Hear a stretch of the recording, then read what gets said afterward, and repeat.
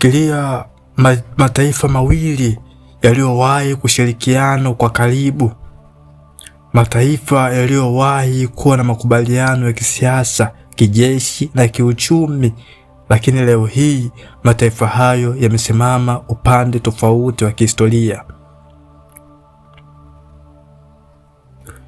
Kila taifa likimtazama mwenzake kama tishio. Swali unajiuliza, urafiki huu uliharibika lini? Na ni nani au ni nini kilisababisha Irani na Marekani kuwa maadui wakubwa duniani? Leo tunafungua faili la kihistoria kuhusu siasa, mapinduzi, operesheni za siri na hata mauaji ya viongozi. Hii ni Haitai Hybrid. Kama hujasubscribe, tafadhali subscribe ili uwe mtu wa kwanza kabisa pale pindi tutakapokuwa tunashusha mafaili yetu.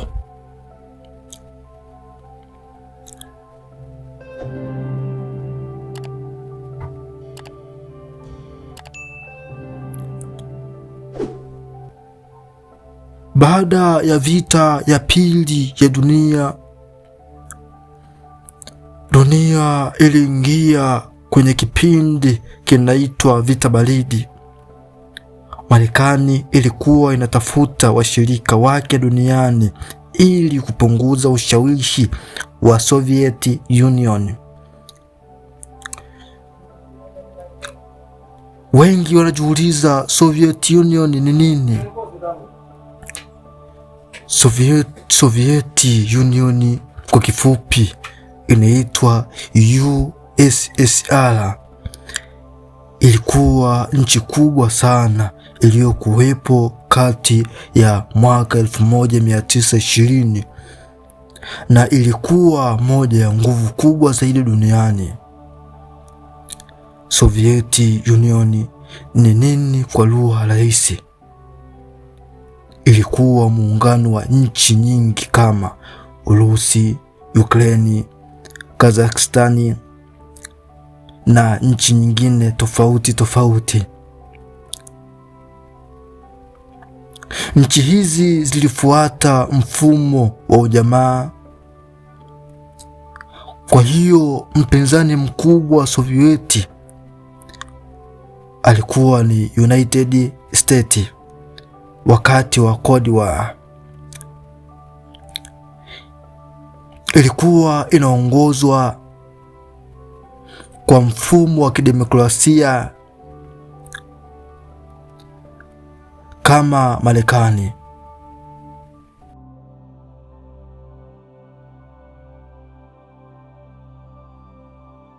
Haitai Files, tunafungua mafaili.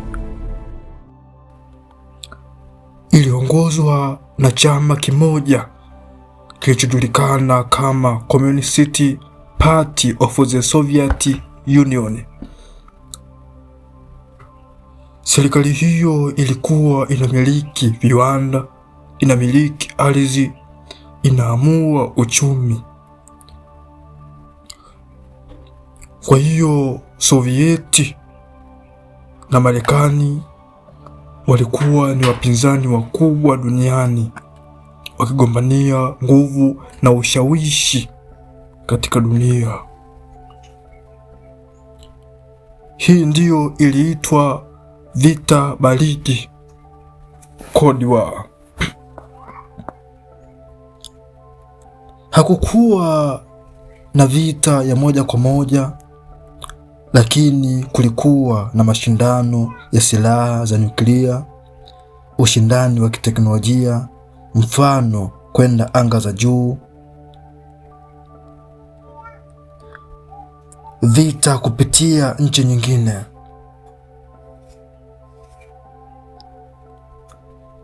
Sovieti ilikuja kuanguka mwaka 1991. Soviet Union ilivunjika kutokana na matatizo ya kiuchumi, wananchi kutoridhika. Nchi nchi zake zikaanza kujitenga. Baada ya hapo, Russia ikabaki nchi kuu. Soviet Union ilikuwa sababu ya Marekani kuingia Irani, sababu ya kusapoti Shah, kwa sababu walikuwa wanapigania ushawishi wa dunia. Soviet Union ilikuwa na nguvu kubwa iliyokuwa ikipambana na Marekani, chanzo kikubwa cha siasa za dunia za leo. Kwa hiyo Irani ilikuwa nchi muhimu sana kimkakati. Ilikuwa ina mafuta mengi, ilikuwa kati ya Mashariki ya Kati na Asia, na ilikuwa na nafasi muhimu kisiasa. Wakati huo Irani ilikuwa nchi ya mfalme anayejulikana kama Shah. Marekani ilianza kumsaidia kijeshi, kiuchumi na kisiasa. Kwa nje, uhusiano huu ulionekana kuwa wa urafiki mkubwa, lakini ndani ya Irani baadhi ya watu walianza kuhisi kuwa nchi yao ilianza kuathiriwa sana na nguvu za nje. Na hapo ndipo historia ilianza kubadilika. Tumetambua kuhusu maana ya Sovieti. Kwa hiyo tunaendelea na faili letu. Kwa nini vita ya Marekani na Irani inazidi kupamba moto? Mwaka 1953, huu mwaka ulileta tukio muhimu sana. Waziri mkuu wa Irani wakati huo, Mohammad Mossadegh, alichukua hatua kubwa. Aliamua kutaifisha mafuta ya Irani. Hatua hii ilimaanisha kuwa makampuni ya kigeni hasa kutoka magharibi yangepoteza ushawishi wao. Marekani na Uingereza hawakufurahishwa na hatua hiyo. Hapo ndipo pakaivuka vita vya kivuli. Ndani ya kivuli cha siasa za kimataifa, operesheni ya siri ilianza kupangwa. Hatimaye serikali ya Mossadegh iliangushwa na Shah akarudishwa madarakani kwa msaada wa Marekani. Kwa watu wengi wa Irani, hili halikuonekana kama msaada, liliitwa kuingiliwa kwa uhuru wa kitaifa. Hapo ndipo mbegu ya uchuki ilianza kupandikizwa. Katika miaka iliyofuata, Shah aliendelea kutawala Irani kwa nguvu. Alikuwa karibu sana na Marekani, lakini ndani ya nchi kulikuwa na ukandamizaji wa kisiasa. Watu wengi hawakuwa na uhuru wa kusema, na tofauti kati ya matajiri na maskini iliongezeka. Watu wengi waliona serikali yao kama chombo kinachoungwa mkono na nguvu za nje ya nchi. Hasira ilianza kukua polepole, na historia inaonyesha kuwa hasira inapokusanyika kwa muda mrefu, siku moja huja kulipuka. Haitai Files, tunafungua mafaili. Mwaka 1979 Iran ilibadilika kabisa. Ilileta mapinduzi makubwa. Wananchi waliinuka dhidi ya utawala wa Shah. Hatimaye Shah alikimbia nchi na kiongozi mpya akaingia madarakani, Ruhollah Khomeini. Serikali mpya haikuwa rafiki wa Marekani. Kwa kweli ilianza kuiona Marekani kama adui mkubwa. na tukio moja lilifanya uadui huo uwe mkubwa zaidi. Baada ya mapinduzi, waandamanaji waliingia katika ubalozi wa Marekani mjini Tehran. Wamarekani 52 walitekwa mateka na waliwekwa huko kwa siku 444. Waliwekwa mateka kwa siku 444. Marekani iliona hii ni kama shambulio kubwa zaidi kuwahi kutokea. Irani iliona kama hatua ya kupinga historia ya kuingiliwa na Magharibi. Kuanzia hapo ndipo uhusiano kati ya mataifa haya mawili ulivunjika rasmi. High-Tide Files, tunafungua mafaili. Kwa miongo kadhaa iliyofuata, Marekani iliweka vikwazo vya kiuchumi dhidi ya Irani. Kulikuwa na mashaka ya kijeshi, migogoro ya kisiasa na vita visivyokuwa vya moja kwa moja kupitia washirika wa kila upande. Lakini mvutano haukuishia hapo, ulizidi kuingia kwenye hatua hatari zaidi. High-Tide tumetafuta sababu 7 zinazopelekea hii vita kuwa kali zaidi. Sababu ya kwanza, mvutano baada ya kifo cha Qasem Soleimani ambaye aliuawa 2020. Marekani ilimuua kwa drone nchini Iraq. Irani ilijibu kwa mashambulizi ya makombora kwenye kambi za Marekani. Tangu hapo mvutano haujawahi kushuka kabisa, umezidi kuongezeka. Hii ndiyo sababu kubwa ya mvutano wa kisasa. Sababu ya pili, mashambulizi ya vikundi vinavyoungwa mkono na Irani. Irani ina vikundi vilivyoko Iraq na Syria vinavyohusishwa na Irani, vimekuwa vikishambulia vituo vya Marekani mara kwa mara. Marekani nayo hujibu kwa mashambulizi ya anga.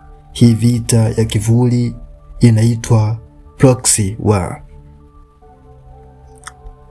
Sababu ya tatu,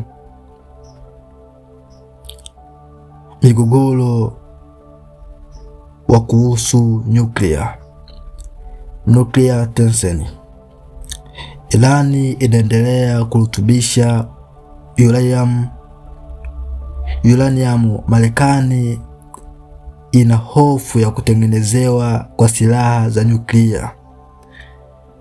Ikiwa Irani inaendelea kurutubisha uranium, Marekani ina hofu ya kutengenezewa kwa silaha za nyuklia. Makubaliano ya zamani ya Irani na Marekani, nuclear deal, yalivunjika upande wa Marekani mwaka 2018. Tangu hapo mvutano umeongezeka zaidi. Sababu ya 4, kukamatana kwa meli, Gulf tension. Irani imewahi kukamata meli zinazohusishwa na Magharibi. Marekani inalinda usafiri wa mafuta, eneo muhimu zaidi. Ghuba ya Uajemi, Persian Gulf, sehemu ambayo ikilipuka dunia mzima inaathirika kwa bei ya mafuta. Sababu ya 5, vita vya Israeli na Irani kuhusishwa. Marekani kuiunga mkono Israeli. Ingawa Marekani ikiwa inaiunga mkono Israeli, Irani inaunga mkono makundi kama Hamas na Hezbollah. Marekani inaunga mkono Israeli Hii inafanya Iran na Marekani kuwa karibu zaidi na mgongano wa moja kwa moja.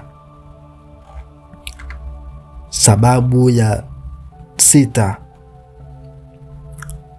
mashambulizi ya drone na cyber. Irani inahusishwa na mashambulizi ya droni kwenye vituo vya mafuta. Marekani na washirika wake wanajibu kwa cyber attack. Hii ni vita ya kisasa zaidi, tunaita vita ya digital and technology. Sababu ya 7, vikwazo vya kiuchumi. Marekani bado inaiwekea Irani vikwazo vikali vya kiuchumi, na Irani inaathirika sana kwa vikwazo hivyo, lakini Irani inatafuta washirika kama China na Russia. Kwa hiyo hii vita inazidi kuwa kubwa zaidi endapo Irani ikiungana na China na Russia, ambao hawa wamekuwa watu wa karibu zaidi kwa Irani. Lakini kuna ukweli muhimu zaidi ambao inabidi ujue. Hakuna vita rasmi kati ya Iran na Marekani, lakini kuna mashambulizi, kuna kulipizana visasi, kuna tension kubwa sana. Hii ndiyo inaitwa shadow war. Leo kwenye Hightai Files tulikuwa na faili hili ambalo tumelichambua kwa kina zaidi, na sasa hivi nalifunga ili faili. Ingawa vita bado haijaisha, kila siku inazidi kuendelea, na kitakachokuwa kinatokea tutakuwa tunapeana taarifa, tutakuwa tunachambua kwa kina na tutakuwa tunatuma hapa. Kama hujasubscribe channel Hightai, cha msingi subscribe, share kwa marafiki ili uwe mtu wa kwanza pale pindi tutakapokuwa tunatuma video. Bye bye.